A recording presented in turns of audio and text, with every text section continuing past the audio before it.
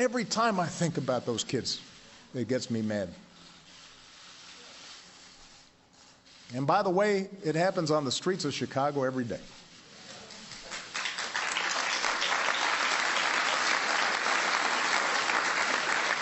So, we cannot simply turn away and dismiss those in peaceful protest as troublemakers or paranoid.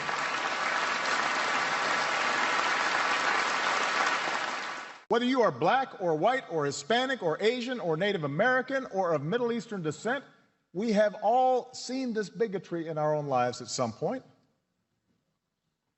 We've heard it at times in our own homes.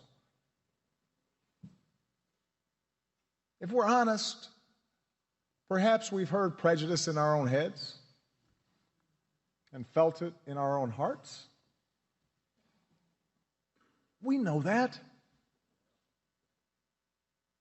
And while some suffer far more under racism's burden,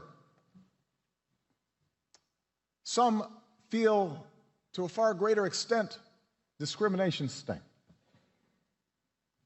Although most of us do our best to guard against it and teach our children better,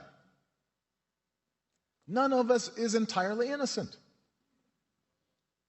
No institution is entirely immune. And that includes our police departments. We know this.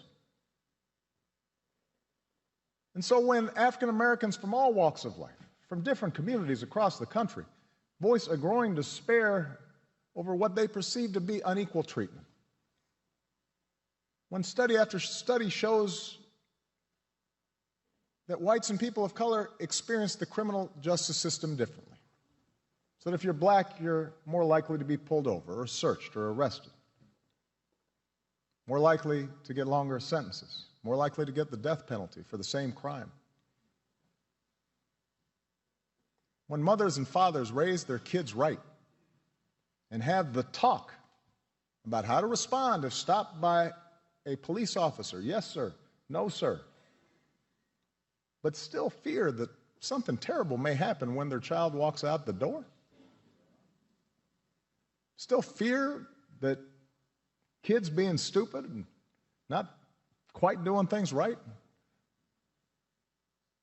might end in tragedy. When all this takes place more than 50 years after the passage of the Civil Rights Act, we cannot simply turn away and dismiss those in peaceful protest as troublemakers or paranoid.